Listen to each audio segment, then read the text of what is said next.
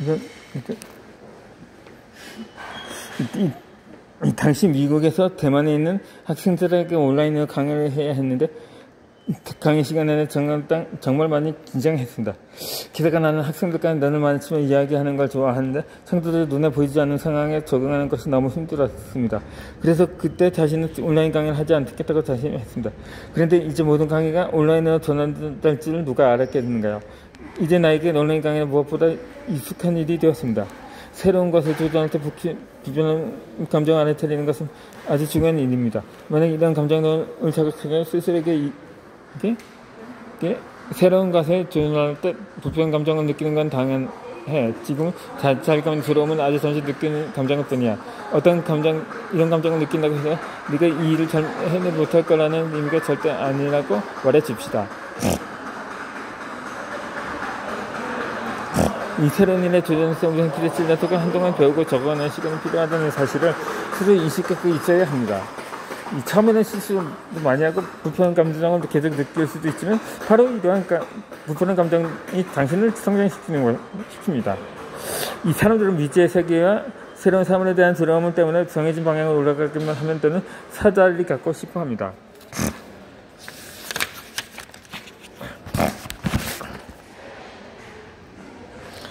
지금 여러분 마음속에서 인생의 사다리가 있는지 한번 점검해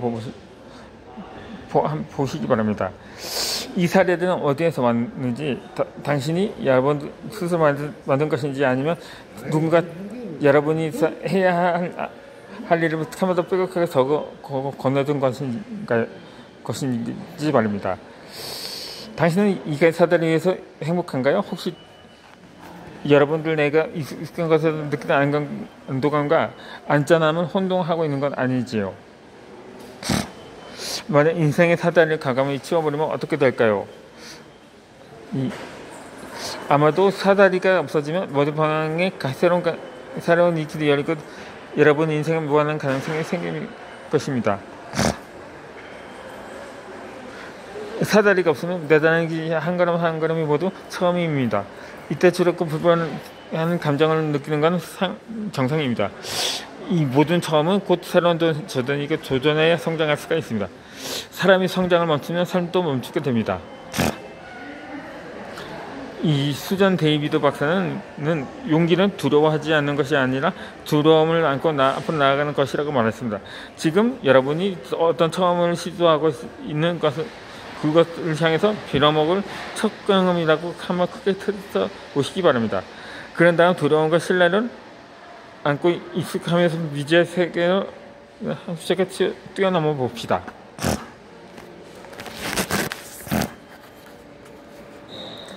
자신에게 더 충주를 쓰려지는 방법입니다.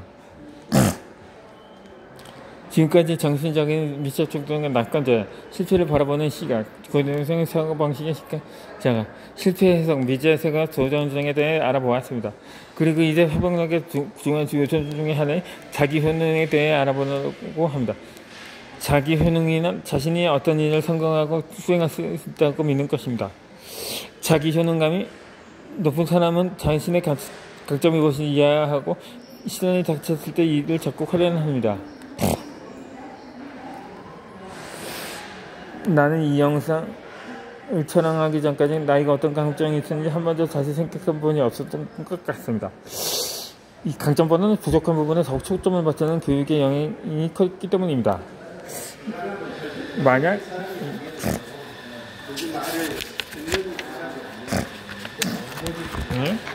만약 더 이상의 개선할 필요가 없는 일을 나열해보라고 한다면 막힘없이 적어 내려갈 수 있을 것 같은데 강점을 나열하는 건 너무 어려운 일이었습니다. 게다가 감정을 겨우 찾아 종이에 적을 때마다 마음속에서 이런 목소리가 들려왔습니다. 아니, 정말 네가 그런 그 일을 잘한다고? 말입니다. 이 영상을 찍기 위해서 펜실바니아 대학교에서 제공하는 회복력 강의를 들었습니다. 이 강사인 캐런 레이비치 교수는 수강자들에게 VIA 강점 테스트를 통해서 자신의 강점을 찾아보게 했습니다. 이 테스트는 사람이 갖고 있는 24가지 긍정적인 특징을 검사해서 자신이 가진 강점을 순서대로 나열하고 자신이 무엇을 가장 잘하는지 알아보는 검사입니다. 이 검사는 나의 특징과 강점을 이해하는 데 정말 큰 도움이 되었습니다. 해당 웹사이트에 들어가면 직접 검사를 해볼 수도 있습니다. 또 설문 카테고리에 들어가 VIA 강점 테스트를 클릭하면 됩니다. 이 테스트는 총 240개의 질문으로 이루어져 있고 1시간 정도는 소요됩니다. 다음은 2차 테스트에서 말하면 24가지 긍정적인 특징과 강점을 나열하는 것입니다. 아직 검사를 해보지 못하던 다음은 항목별로 잘 살펴보고 자신이 가장 잘한다고 생각하는 5개 항목에 체크 표시를 하고 부족하다고 생각하는 5개 항목 강에는 세모 표시를 해봅시다. 그러면 24가지 긍정적인 특징과 감정입니다. 창의력, 호기심, 판단력, 학구열, 통찰력, 용감성, 끈기와 인내, 진정성, 열정, 사랑, 친절, 사회성, 책임감, 공정성, 리더십, 용서, 겸손, 신중함, 자기 총시대, 신미한, 감사, 낙관성, 쾌활함, 신앙심 등입니다. 이 중에 대표적 감정을 찾아봅시다. 이 테스트를 직접 받아보면 24가지 강점이 순서대로 내열되어 있는 결과지를 받을 수가 있습니다. 가장 앞에 나온 5개의 강점을 살펴봅시다. 당신이 처음에 생각하면 자신의 감정과 결과가 일치하는가요? 이 결과지 가정에 있는 5개 항목이 바로 당신의 대표 강점입니다. 응시적인 감은 그 집에서 가장 잘하는 대표 매너가 있는 것처럼 당신에게도 이러한 대표 강점이 있습니다. 대표 강점은 내가 가장 잘하고 활용하는데 힘이 전혀 들지 않는 능력을 의미합니다. 다시 말해 대표 강점을 활용하는 것은 오른손잡이가 오른손으로 글씨를 쓰는 것만큼 쉽고 자연스러운 일입니다. 그러나 한 사람이 24가지 강점을 모두 갖고 있는 것은 불편할 것입니다.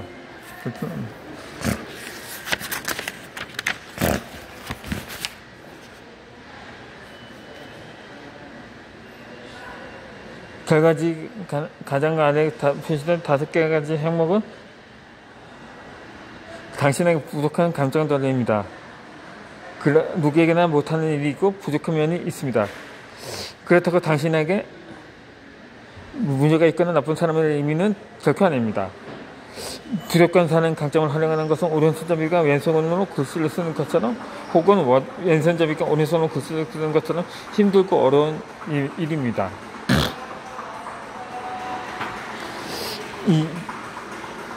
이러한 자신의 대표 강점이 무엇인지 알았다면 이렇게 이제 과거의 실패와 좌절을 겪었을 때 이를 극복하기 위해 대표 강점을 활용한 해석을 생각해 봅시다. 이러한 대표 강점은 실패를 극복하는 데 어떤 도움을 주었는가요? 이 검사 결과 순위가 가장 높은 나의 대표 강점 2가지는 학교열과 창의력이었습니다.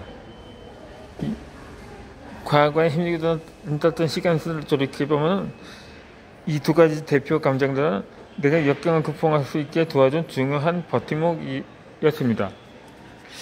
예를 들면 나는 이번 팬데믹 기간에 특유의 학구열을 발휘해서 많은 사람들에게 불안과 두려움을 안겨준 새로운 바이러스에 대해 공부했습니다. 바이러스에 관한 서적뿐만 아니라 다수의 과학 논문을 읽어보고 마음의 건강과 관련된 온라인 강연도 여러 번 찾아보았습니다. 이러한 공부 덕분에 위기에 대처하는 방법을 새롭게 알게 되었고 마음의 안정과 힘을 얻을 수가 있었습니다. 그리고 나의 또 다른 대표 감정은 창의력은 내가 공부한 내용들을 글로 정리해서 블로그에 포스팅하거나 책으로 쓸 수 있게 도와줬습니다. 창작은 내가 습득한 정보를 정리하고 취소하는 방식입니다.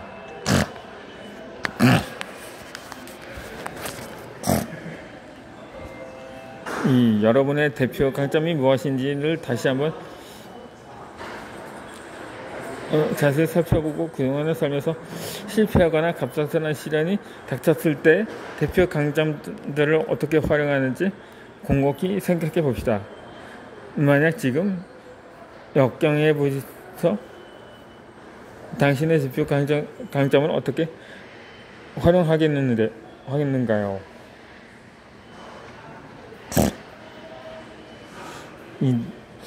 누구나 자신만의 강점이 있습니다.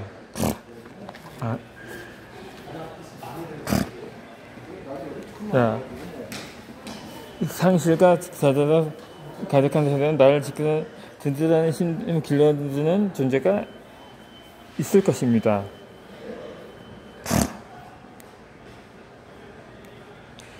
회복력은 어떻게 나를 키울 수가 있을까요? 힘든 일을 통해서 더 나은 내가 될 수 있을까요? 회복력이 좋은 사람의 인생은 어떻게 다를까요? 그러면 다음 영상에서 자세히 설명해 드리도록 하겠습니다.